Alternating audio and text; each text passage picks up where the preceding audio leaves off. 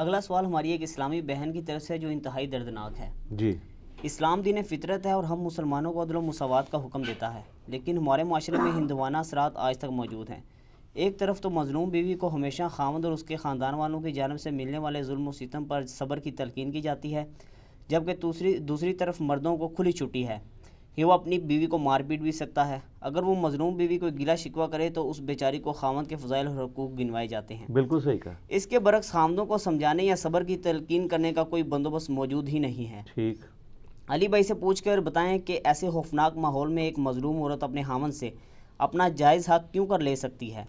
مزید یہ کہ ماں باپ کی وفات کے بعد ایسی مظلوم عورت کو اس کے بھائیوں کی جانب سے جائیداد سے بھی محروم کر دیا جاتا ہے. کیا مسلمانوں نے ابھی تک اسلام صحیح معنوں میں قبول نہیں کیا؟ پلیز تفصیلی جواب عنایت فرمائیں. بالکل جی، انہوں نے صرف کلمہ پڑھا ہے. وہ مولانا مودودی رحمہ اللہ تعالیٰ کہا کرتے تھے انڈیا پاکستان بنگلہ دیش کے لوگوں نے اسلام قبول نہیں کیا، اسلام نے ان بیچاروں کو قبول کر لیا ہوا ہے کہ مسلمان ہیں.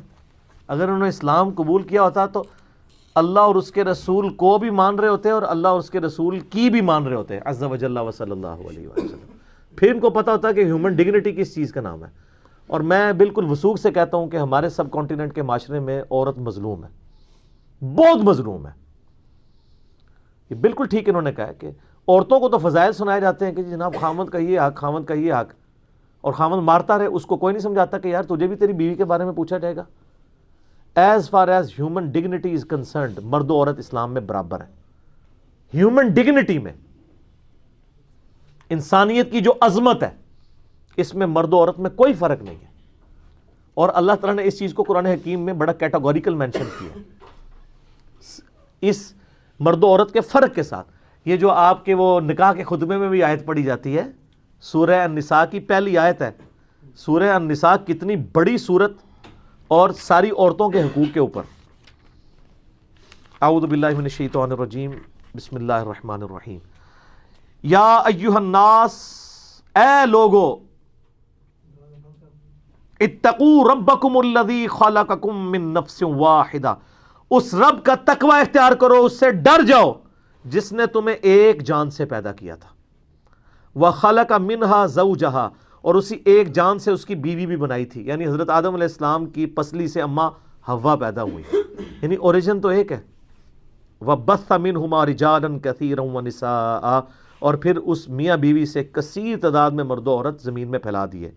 واتقوا اللہ الذی تساءلون بہ والارحام، اس اللہ کا تقوی اختیار کرو کہ جس کے واسطے سے تم ایک دوسرے سے سوال کرتے ہو، اور رحمی رشتوں کا تقدس اس اللہ کی وجہ سے کرتے ہو. الٹیمیٹلی یہی ہوتا ہے نا، جب کہ جھگڑا ہو تو کہتے ہیں یار خدا واسطے معاف کرتے. تو اللہ فرما رہا ہے جس اللہ کا نام لے کے اپنے مسئلوں کو الٹیمیٹلی سالو کرواتے ہو نا، اس سے ڈرو بھی. ان اللہ کان علیکم رقیبا، بے شک اللہ تعالیٰ تمہیں دیکھ رہا ہے جو کچھ تم اعمال کر رہے ہو. تو ہیومن ڈگنیٹی میں سب برابر ہے. پھر سورہ الحجرات میں بھی آیا نا کہ اللہ تعالیٰ نے تمہیں قبیلوں میں، خاندانوں میں اس لیے بانٹا ہے تاکہ تمہاری پہچان ہو. ان اکرمکم عند اللہ اتقاکم، اللہ کے نزدیک وہی عزت والا ہے جو تقوی والا ہے. پھر یہ نہیں دیکھا جائے گا ابھی سیدہ فاطمہ جو ہے وہ جنتی عورتوں کی سردار کیوں ہے، کسی مرد کو کیوں نہیں بنایا گیا؟ سر انہوں نے پرفارم کیا. اور ابو لہب حضور کا سگا چچا ہے، دوزخ میں جائے گا، پرفارم نہیں کیا. پرفارم کرے گا تو اس کو بینیفٹ ملے گا. تو ہیومن ڈگنیٹی میں یہ چیز یاد رکھیے گا. اور آپ علیہ السلام کا آخری خطبہ جو اکثر ہم ٹی وی چینلز پہ بھی دیکھتے ہیں، مسند احمد میں صحیح سند سے حدیث ہے، آپ علیہ السلام نے حجۃ الوداع کے موقع پہ فرمایا تھا، لوگوں، اللہ تعالیٰ نے سیدنا آدم علیہ السلام کو مٹی سے پیدا کیا تھا، تم سب اسی آدم کی اولاد ہو. اور آدم مٹی سے پیدا ہوئے تھے، کسی گورے کو کالے پر، کسی کالے کو گورے پر، کسی سرخ کو سیاہ پر، کسی سیاہ کو سرخ پر. کوئی کسی عربی کو اجمی پر، کسی اجمی کو عربی پہ کوئی فضیلت نہیں ہے مگر تقوی کی بنیاد کے اوپر. کوئی یعنی ہیومن ڈگنیٹی میں کوئی فرق نہیں ہے، برابر ہے. البتہ جب مرد و عورت مل کے ایک خاندان کو وجود دیں گے، پھر خاندان ایک ادارہ ہے. ادارے میں ظاہر ہے کہ ایک ادارے کے دو ہیڈ نہیں ہو سکتے، وہ ایک ہی ہوگا. پھر اس میں سورہ نساء میں ہے الرجال قوامون علی النساء، مرد عورتوں پہ حاکم بنائے گئے. حاکم کا یہ مطلب نہیں ہے ان کی پینٹی لگائیں، مراد یہ ہے کہ پھر الٹیمیٹلی جب ٹائی پڑے گی تو مرد کی بات مانی جائے گی، باقی وہ جو غلط کام کرے گا وہ اللہ کے حضور جواب بھی دے گا.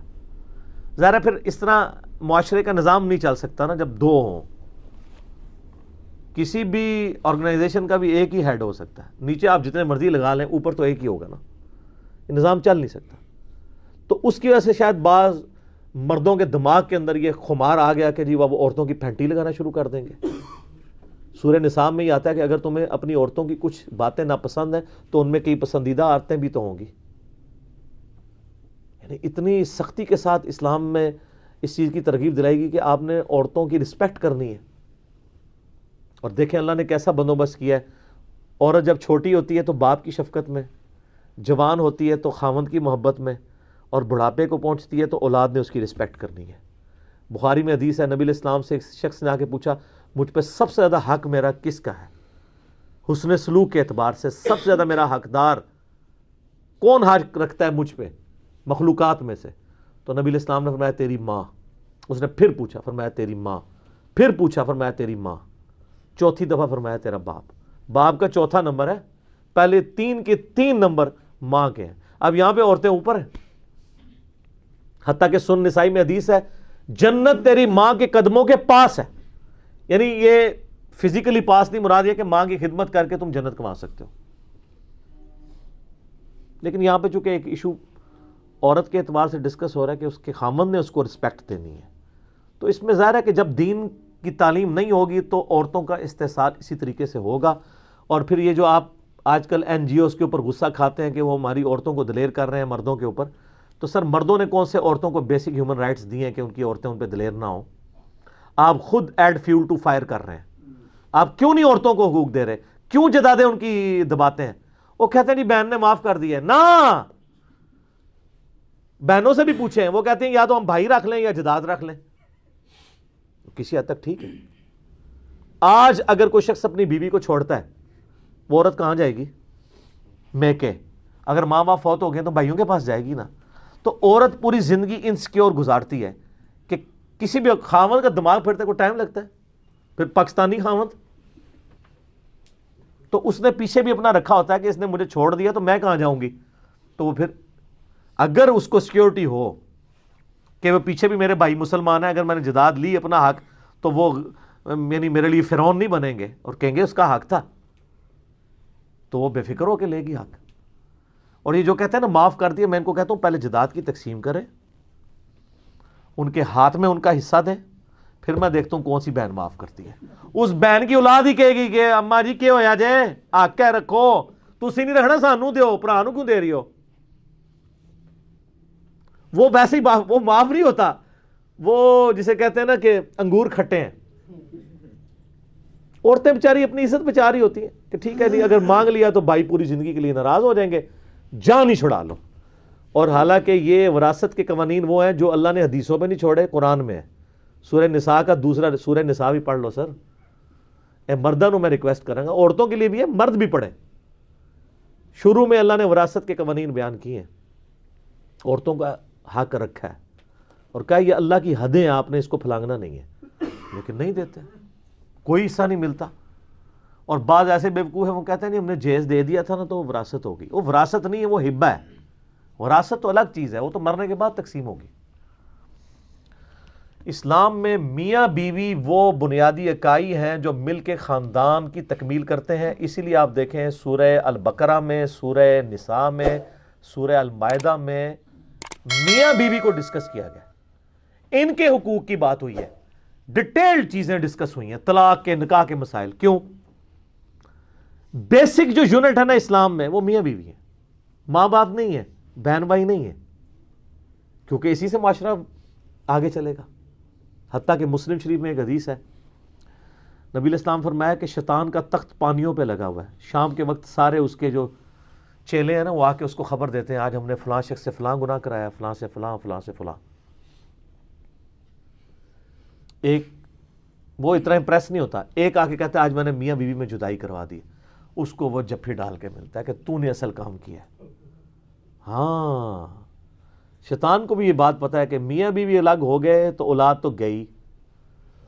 یہاں تو خامن سمجھتا ہے میں بیوی کو طلاق دے دوں گا تو اس کی میں نے مستقبل بگاڑ دیا, اور سر اس کے تو چانس ہے مستقبل بن جائے, تیرا بھی کچھ نہیں پلے رہنا.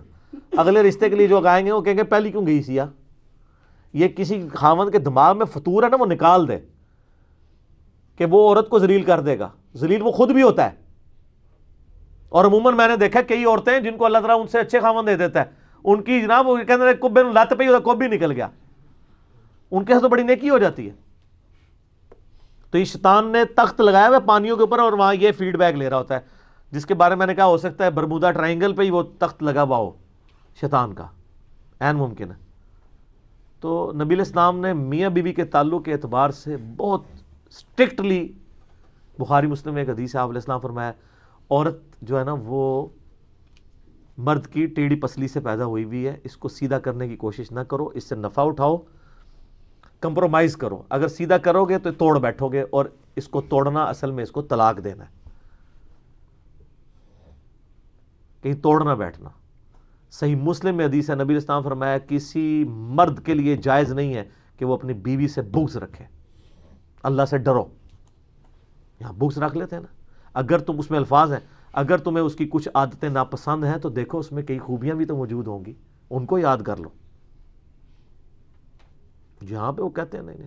پھر بخاری مسلم میں حدیث ہے, آپ نے میں کیسے ہو مرد تم لوگ کہ صبح کے وقت اپنی بیوی کو مارتے ہو اور پھر رات کو اسی بیوی کو اپنے پاس بلاتے ہو ازدواجی تعلق کے لیے. ایسے کتنی ٹیکنیکل بات کی ہے. تو وہ آ بھی جائے گی تو کس موڈ کے ساتھ آ رہی ہوگی. تو آپ علیہ السلام نے یعنی یہ جو عورتوں کی پٹائی کا جن لوگوں کو شوق ہوا ہے نا, تو میں تو کہتا ہوں جو مرد بھی ادھر ادھر منہ مارتے ہیں نا, ان کی عورتوں کو بھی چاہیے کبھی کبھار تھوڑا سا کر دیا کریں پٹائی ان کی, لیکن چہرے پہ نہ مارا کریں. یہ نبی علیہ السلام نے منع کیا ہے. بخاری مسلم میں حدیث ہے کہ آپ نے چہرے پہ نہیں مارنا. بہرحال سورۃ المائدہ میں ہے کہ اگر میاں بیوی کا جھگڑا ہو جائے, جس طرح یہ اسلامی بہن کا سوال تھا, تو ایک بڑا جو ہے وہ مرد کی طرف سے اور ایک بڑا جو ہے وہ عورت کی طرف سے, ان بڑوں کو سامنے بیچ میں ڈال کے ان کی ڈسکشن کرو, کیونکہ جو دو آپس میں لڑ رہے ہیں وہ تو دونوں ہی اپنے آپ کو حق پہ سمجھ رہے ہوں گے, اور جو بڑا بندہ ہے نا خاندان کا, جس نے دنیا دیکھی ہے, اس کو پتہ چل جائے گا, اس نے خود بھی اپنی زندگی گزاری ہوئی ہے, لیکن وہ بڑا نیوٹرل ہونا چاہیے. یہ نہ ہے کہ میرے منڈے نے ٹھیک کیتا ہے تو میری کڑی نے ٹھیک کیتا ہے. خاندان کے بڑوں کو انوالو کریں اور وہ بڑے ڈیسائیڈ کریں, تو انشاءاللہ تعالی معاملات بہتر ہو جاتے ہیں. باقی اگر نہیں بھی بہتر ہو رہے پھر ٹھیک ہے طلاق کریں. یہ بڑا ظلم ہے کہ وہ جوانی سے لے کے تو بڑھاپوں میں نے 30 سال کے بعد بھی طلاقیں ہوتی دیکھی ہیں. نئی بری ہوتی ہے, وہ بہنیں بیچ میں آ جاتی ہیں, انہیں جی نبھاؤ, بھابیاں آ جاتی ہیں نبھاؤ, کرتے کرتے الٹیمیٹلی. تو یہ طلاق ترمذی میں حدیث ہے, سنن ابن ماجہ میں, سنن ابی داؤد میں, کہ اللہ کو حلال چیزوں میں سب سے زیادہ ناپسند طلاق ہے. لیکن ہے حلال ہے, ناپسند اس لیے کہ اللہ چاہتا نہیں ایسا ہو, حلال اس لیے کہ کبھی واقعی جینون ضرورت پڑتی ہے. کسی شخص کے سینے پہ آپ گرائنڈر چلا سکتے ہیں نہیں, لیکن جب بائی پاس کرنا ہوگا پھر گرائنڈر تو چلانا پڑتا ہے, کیونکہ آپ اس کی جان بچا رہے ہیں. تو جب یہاں تک نوبت آ جائے پھر علیحدگی اختیار کرنی چاہیے. یہ زبردستی گھسیٹ کے رشتے نہیں نبھانے چاہیے. اور یہ یاد رکھیے گا خامدوں کے لیے, جس طرح آپ کو حق ہے نا کہ آپ اپنی بیوی کو طلاق دے سکتے ہیں, آپ کی بیوی کو بھی حق ہے کہ وہ خلا لے سکتی ہے. آپ اس کو زبردستی روک نہیں سکتے. صرف یہ وعید ہے کہ جامع ترمذی میں حدیث ہے کہ جس عورت نے بغیر وجہ کے اپنے خاوند سے طلاق لی وہ جنت کی خوشبو بھی نہیں پائے گی, لیکن دنیا میں طلاق اسٹیبلش ہو جائے گی. اس حدیث کی بنیاد پہ آپ روک نہیں سکتے اسے. وہ اس کا معاملہ ہے کہ وہ وجہ وہ اللہ ڈیفائن کرے گا کہ اسے آپ وجہ نہ سمجھ رہے ہو اور وجہ ہو, یہ تو اس نے خود ڈیسائیڈ کرنا ہے نا. تو جس طرح آپ کو یہ حق حاصل ہے نا, اور یہ جو بدماش قسم کے مرد نہیں طلاقیں دیتے ہیں, یعنی طلاق تو ہونی نہیں چاہیے, خلا ہی لے لیں, تو اس کا فائدہ یہ ہے کہ وہ مسند امام شافعی میں حدیث ہے کہ اگر عورت خلا لے گی نا تو وہ دوبارہ اس مرد سے دوبارہ شادی کر سکتی ہے, لیکن اگر 3 طلاق ہوگی پھر نہیں کر سکتی. تو اگر کوئی عورت اس طرح کی ہو تو تنگ کر رہی ہے اور وہ جانا چاہتی ہے تو طلاق نہ دیں. اگر دینی ہے تو 1 دیں, 1 کے بعد 3 مہینے کے بعد ویسے ہی نکاح ٹوٹ جائے گا, ختم ہو جائے گا, وہ کسی اور جگہ بھی شادی کر سکتی ہے. ضروری ہے کون ہی ہے زنانی 3 دے کے پھر بعد میں حلالے کرواتے پھر ہوتے ہیں وہ بھی حرام ہی ہیں, حلالے کیا ہیں. سنن ابن ماجہ میں حدیث ہے حلالہ کرنے والے اور کروانے والے پہ اللہ کی لعنت، تو وہ تو اسٹیبلش ہی نہیں ہوگا. تو اگر ایسی صورتحال بن جاتی ہے تو عورت بھی طلاق لے سکتی ہے. باقی یہ ہے کہ دنیا میں آئیڈیل تو آپ کو نہ خاوند ملے گا نہ بیوی. یہ جتنے لفنڈر قسم کے نوجوان ہیں نا، ان سے پوچھیں بیوی کیسی ہونی چاہیے، کہتے ہیں نیک، شریف، پردہ دار. تو تسی تو ماشاءاللہ بڑے نیک ہو. تو قرآن میں ہے نا، بدکار مردوں کے لیے پھر بدکار عورتیں ہی ان کے نصیب میں ہوں گی، اور نیکوکار مردوں کے لیے نیکوکار عورتیں. کبھی حادثہ بھی ہو سکتا ہے لیکن اوورآل ایسے ہی ہوتا ہے. میں نے تو ابھی تک یہ دیکھا ہے کہ جوڑے واقعی آسمانوں پہ بنے ہوتے ہیں. کوئی نہ کوئی ایسی چیز ہوتی ہے کہ وہ جوڑیاں چل رہی ہوتی ہیں. دو انج ایسی پیڑیاں آتا ہوں نا، وہ بس ایک دوسرے میں نہیں چل سکتے ہیں. اس طرح کے بھی لوگ دیکھیں. بندہ کہتا ہے یار بڑی بری عورت ہے، یہ کیسے گزارا کر رہا ہوگا اس کا خاوند. تو خاوند ماشاءاللہ اس نے برا ہوئے گا، نہیں یار صحیح جوڑی پڑی ہوئی ہے. ٹھیک ہے نا. تو یہ اللہ تعالیٰ نے معاملات کیے ہوئے ہوتے ہیں. باقی اس کے لیے پریکٹیکلی نبی علیہ السلام کی مبارک زندگی ہمارے لیے رول ماڈل ہے. آپ علیہ السلام کی کیا شفقتیں اپنی بیویوں پہ. بخاری مسلم میں حدیث ہے، اما عائشہ کہتی ہیں کہ ایک دفعہ مسجد نبوی میں حبشیوں کی وہ نیزے والی، یعنی وہ چل رہی تھی روٹین، پریکٹس کر رہے تھے وہ. تو میں نے حضور سے خواہش کی کہ میں نے دیکھنا ہے. تو آپ علیہ السلام کھڑے ہو گئے، تو میں آپ کے پیچھے چھپ کے پردے میں سے وہ دیکھنا شروع کیا. اور آپ نے فرمایا کہ تم یہ سوچ سکتے ہو کہ ایک جوان لڑکی کتنی دیر کھڑے ہو کے یہ تماشا دیکھ سکتی ہے، یعنی شوق کی وجہ سے. اور نبی علیہ السلام اتنی دیر کھڑے رہے، یہاں تک کہ میں نے ہی کہا کہ بس. تو آپ علیہ السلام ہٹے. پھر سنن ابی داؤد میں حدیث ہے، نبی علیہ السلام سے اما عائشہ کہتی ہیں میں نے ایک دن کہا یا رسول اللہ میں نے آپ کے ساتھ دوڑ لگانی ہے. دوڑ لگائی تو کہتی ہیں کہ میں آگے نکل گئی، نبی علیہ السلام پیچھے. پھر کئی سال گزرے تو نبی علیہ السلام نے فرمایا کہ عائشہ ایک دفعہ پھر دوڑ لگائیں دوبارہ. اب نبی علیہ السلام نے کہا تو وہ کہتی ہیں پھر اس دفعہ نبی علیہ السلام آگے نکل گئے اور میں پیچھے رہ گئی. وہ پہلے بھی حضور کی شفقت ہی تھی. ٹھیک ہے. تو آپ علیہ السلام اس لیول کے ساتھ بھی، یعنی آپ بخاری سے اٹھا کے دیکھیں، صحابہ کرام جب امہات سے پوچھتے ہیں کہ نبی علیہ السلام گھر آتے تو کیا کرتے تھے، تو کہتے ہیں گھر کے کام کاج، جو آپ کے لیے گستاخی ہے کیونکہ وہ ساس سسر کرنے نہیں دیں گے، وہ کہیں گے رن مرید ہو گیا. سر کئی ایک معاملات جڑے ہوئے نا. اور الٹا وہ یہ کہیں گے اسی لوگ بھی تے کر دیاں سن، اسی تے اپنے خاندانوں جناب ہلن نہیں دیتا کدے، تائیں تے تانوں بڈھے ویلے بھی گالاں کٹ دینے نا. ہلن جو نہیں دیتا تسی تو ہن بھگتو نا. ہلے ہوندے تو ایک دوسرے کا ریگارڈ تو کر رہے ہوتے نا. سر آپ نے کسی کے لیے کچھ کیا ہو تو وہ پھر بڑھاپے میں بھی پھر وہ خاوند آپ کے لیے جو ہے نا وہ صحیح ثابت ہوگا نا، کہ تھوڑا سا وہ اس روٹین سے بھی گزرا ہو. جیسے بچے بگڑ جاتے ہیں، خاوند بھی بگڑ جاتے ہیں. بالکل کھلی چھٹی بھی نہیں دینی چاہیے. عورتیں جو بالکل کمپرومائز کر کے گھٹ گھٹ کے زندگی گزارتی ہیں، ان کو یعنی خاوندوں کو وقتاً فوقتاً تلقین کرنی چاہیے. اور خاوند بھی جو آئے دن اپنے حقوق گنواتے رہتے ہیں، وہ یہ بھی دیکھیں کہ بھی نبی علیہ السلام نے ہمارے لیے کیا فرمایا. صحیح مسلم میں حدیث ہے میں اپنی وفات کے بعد سب سے بڑی آزمائش تمہاری بیویاں تمہارے لیے چھوڑ کے جا رہا ہوں، یعنی ان کا خیال رکھنا ہے. صحیح بخاری میں حدیث ہے نبی علیہ السلام ایک قافلے میں جب آپ جایا کرتے تھے تو جن اونٹوں کے اوپر عورتیں بیٹھی ہوتی تھی نا، تو آپ علیہ السلام اونٹ ہانکنے والے کو کہتے تھے آہستہ ہانکو، شیشیاں ہیں کہیں ٹوٹ نہ جائیں. ہائے ہائے ہائے ہائے، جسے صنف نازک کہتے ہیں. نبی علیہ السلام عورتوں کا اتنا ریگارڈ کرتے تھے، اتنی عزت دیا کرتے تھے. تو بیویوں کو عزت دینا کوئی یعنی ان کے نیچے لگنا نہیں ہے. نبی علیہ السلام نے جامع ترمذی میں حدیث ہے، آپ علیہ السلام فرمایا کہ اگر تمہیں اپنی بیوی پہ غصہ آئے تو اس کو مت مارو، بس زیادہ سے زیادہ اس کے بسترے سے، اپنے بسترے سے اسے الگ کر دیا کرو کچھ دنوں کے لیے. اور خود آپ علیہ السلام نے بھی کیا ہے، بخاری مسلم میں آتا ہے 1 مہینے تک آپ اپنی بیویوں سے ناراض رہے. واقعہ ایلا جس کے کانٹیکس میں سورۃ الاحزاب کی آیات نازل ہوئیں کہ بھئی اگر ہمارے نبی کے ساتھ گزارا کرنا ہے تو فقر کے ساتھ، ادروائز اے نبی ان سے کہو کہ میں تمہیں دنیا کا مال دے کے چھوڑتا ہوں. پھر امہات نے کہا نہیں، ہم اللہ اور اس کے رسول اور آخرت کو قبول کرتی ہیں، ہم اسی طریقے سے آپ علیہ السلام کے ساتھ گزارا کریں گے. تو اگر نبی کی بیویوں سے نبی علیہ السلام کو تکلیف پہنچی ہے تو آپ لوگوں کی بیویوں سے اگر آپ کو کبھی تکلیف پہنچے تو اس میں غصہ کھانے کی، طلاق دینے کی، ان چیزوں کی کوشش نہیں کرنی چاہیے. صبر و شکر کے ساتھ زندگی گزاریں. لیکن ہمارے کرائٹیریا اور ہے نا. صحیح مسلم میں حدیث ہے عورت سے 4 وجہ سے شادی کی جاتی ہے: اس کی خوبصورتی کی وجہ سے، اس کے حسب نسب کی وجہ سے، اس کے مال کی وجہ سے، اور اس کے دینداری کی وجہ سے۔ آپ فرمایا اللہ کے بندو دینداری کو دیکھا کرو، دینداری آ گئی تو باقی ساری چیزیں تو آنی جانی چیزیں ہیں، وہ آ ہی جائیں گی۔ تو جو کرائٹیریا ہم نے یعنی رکھا ہوا ہوتا ہے نا، میں نے تو دیکھا ہے جس میں دنیا میں جس نے جو خواہش کی ہوتی ہے نا، اسی قسم کی چیزیں اس کے سامنے آ جاتی ہیں۔ اور اگر کسی نے واقعی دینداری مانگی ہوئی ہے تو اس کو دینداری مل جائے گی۔ یہ آپ کو جوڑے جتنے نظر آ رہے ہوتے ہیں نا، وہ اللہ نہیں بنائے ہوتے ہیں، لوہے کو لوہے کاٹ رہا ہوتا ہے، میں نے دیکھا ہے۔ لیکن یہ یاد رکھیے کہ آپ کو زندگی گزارنے کے کئی ایک تھم رولز بتا دیتے ہیں، ان میں سے ایک یہ ہے جب بیوی کو غصہ آیا ہو تو آپ بھیگی بلی بن جائیں، اور جب آپ کو غصہ آ جائے تو آپ کی بیوی کو چاہیے بھیگی بلی بن جائے۔ اور اگر بھیک بک دونوں کو غصہ آئے گا پھر تو معاملے بگڑیں گے۔ اور یہ خاموشی اختیار کرنا بہت بڑا مرہم ہے۔ اور اللہ تعالیٰ نے عورتوں میں تو ایسا سیفٹی والو رکھا ہے کہ میں نے دیکھا یہ مرد زیادہ کھوری ہوتے ہیں، عورتیں تو بیچاری تھوڑی دیر بعد سب کچھ بھول بھال جاتی ہیں، اور مردوں نے بڑی پرانی باتیں یاد رکھی ہوتی ہیں۔ آپ ذرا دیکھیں نا عورتیں کس تکلیف سے گزر رہی ہوتی ہیں، پورا دن ان کا کام ہوتا ہے، پھر بچوں کو دیکھنا، اور پھر خاوند صاحب بھی پھر پتہ نہیں کیا کچھ ایکسپیکٹ کر رہے ہوتے ہیں۔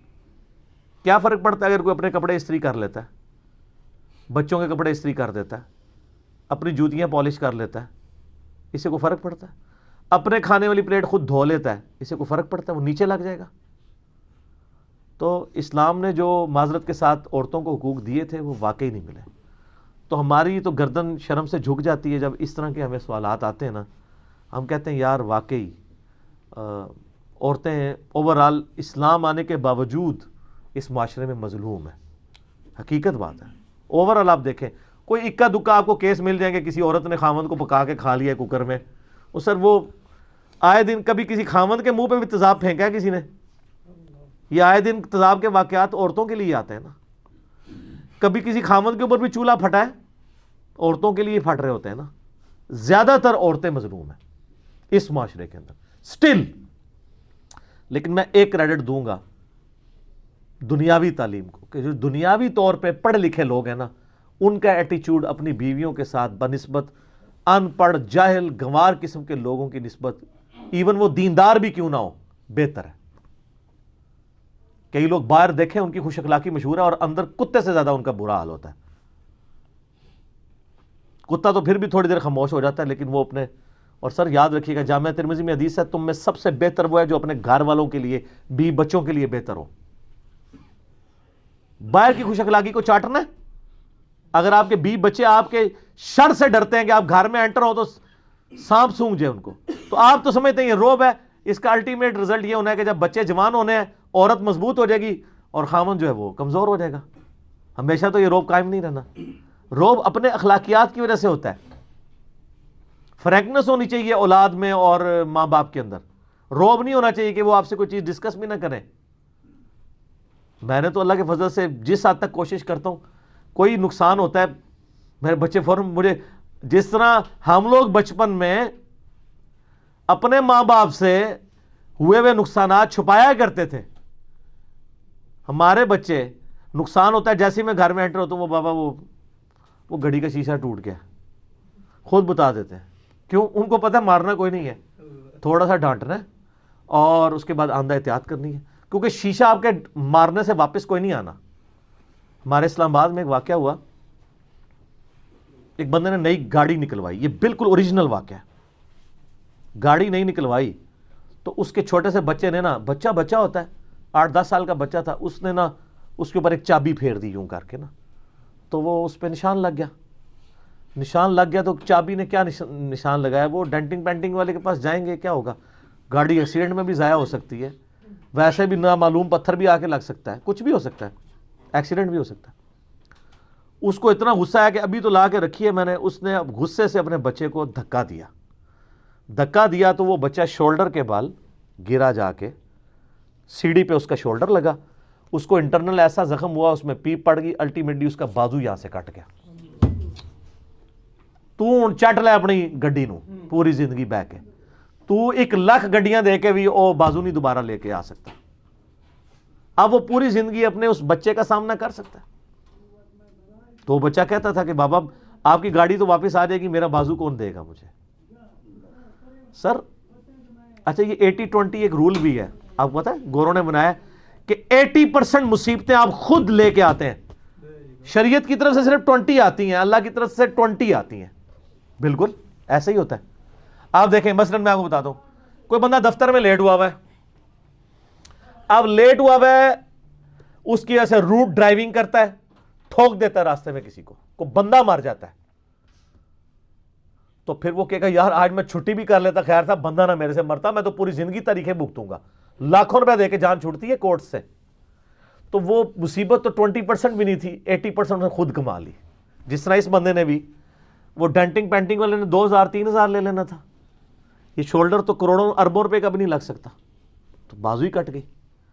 تو ہمیشہ یہ جب بھی کوئی اس طرح کا مسئلہ آئے، میں نے اپنی زندگی میں فوراً یاد کرتا ہوں، کوئی مسئلہ مس ہینڈل ہو جائے نا، اس وقت خاموشی اختیار کر لیں، کیونکہ اس کے بعد جو مس ہینڈلنگ ہونی ہے نا وہ 80% ہونی ہے، اور آپ نے کہنا ہے کاش یار یہ میں بعد والا کام نہ کرتا، پہلے کی تو ریمیڈی ہو ہی جانی تھی، اب میں کیا کر بیٹھا ہوں. افراتفری مچا دیتے ہیں لوگ، وہ کیا ہو گیا. اس کے لیے آپ کو چیزیں کیلکولیٹ کرنی ہوں گی کہ اچھا یہ ہو گیا، اس کا اب کچھ ہو سکتا ہے، یہ ہو سکتا ہے. تسلی سے بیٹھ کے سوچے تو آپ کو پتہ چلے گا یار اتنا بڑا بھی نہیں کوئی بگاڑ آیا، اس کو ہینڈل کیا جا سکتا ہے. لیکن اس کے اگینسٹ جو آپ واویلا ڈال دیتے ہیں، جو مصیبت کھڑی کر دیتے ہیں، وہ پھر ایک مصیبتوں کی ایک چین شروع ہو جاتی ہے اور وہ ریورس نہیں ہوتی. میں اس پہ گھنٹوں بول سکتا ہوں، لیکن میں نے چند ایک باتیں سامنے رکھی ہیں، اور میں مردوں سے ریکویسٹ کروں گا کہ مرد بننا یہ نہیں ہے کہ عورتوں کو مارو.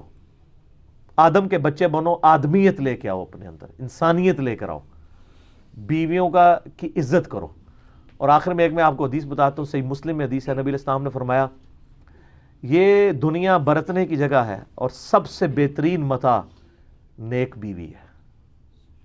یعنی اس کائنات میں سب سے بڑی دولت دنیا کی زندگی گزارنے کے لیے انسان کے لیے نیک بیوی ہے.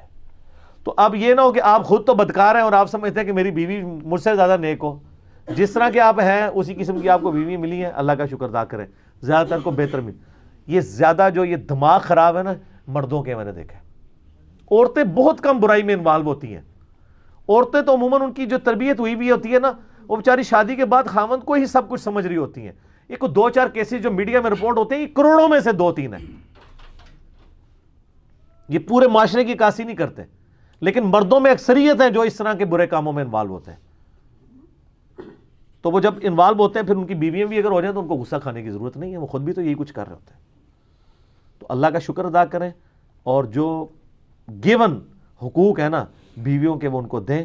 اللہ سے ڈریں، اللہ کے حضور آپ نے پیش ہونا ہے، اور بچت کوئی نہیں ہونی ہے. لیکن دوسری طرف اگر آپ نے بیوی بچوں کا خیال رکھا تو مسلم شریف میں حدیث ہے کہ سبحان اللہ بھی صدقہ ہے، الحمدللہ کہنا بھی صدقہ ہے، لا الہ الا اللہ بھی صدقہ ہے، اللہ اکبر بھی صدقہ ہے. انسان کا راستے سے تکلیف دہ چیز دور کرنا بھی صدقہ ہے. انسان کا اپنے بیوی بچوں کے منہ میں نوالا ڈالنا بھی اللہ کے حضور نیکی اور صدقہ ہے. حتیٰ کہ تمہارا اپنی بیویوں کے ساتھ ازدواجی تعلق قائم کرنا بھی صدقہ ہے، اس میں بھی تمہیں ثواب ملے گا. صحابہ نے کہا باقی ساری چیزیں تو سمجھ آتی ہیں، یہ جو ازدواجی تعلق ہے اس پہ بھی آپ نے فرمایا اگر یہی تعلق تم کسی ایسی عورت سے پورا کرو جو تمہارے لیے حلال نہیں ہے تو کیا تمہیں گناہ ملے گا؟ کہا یا رسول اللہ ملے گا. تو فرمایا اس پہ تمہیں پھر ثواب بھی ملے گا. سبحان اللہ. یہ ہے اسلام کا کانسیپٹ نیکی کا. ٹھیک ہو گیا.